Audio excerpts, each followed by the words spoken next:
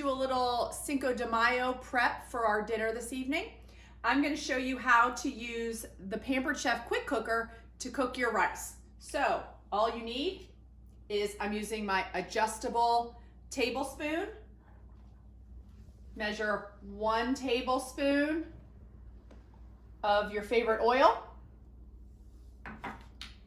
I then have 1 cup of rice and 2 cups of water measured in my silicone prep bowls.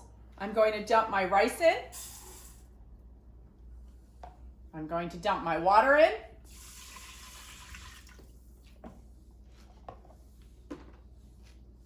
I'm going to put the lid on. Turn the knob until it gets to the white rice. Let the machine do all the work, and it's that easy.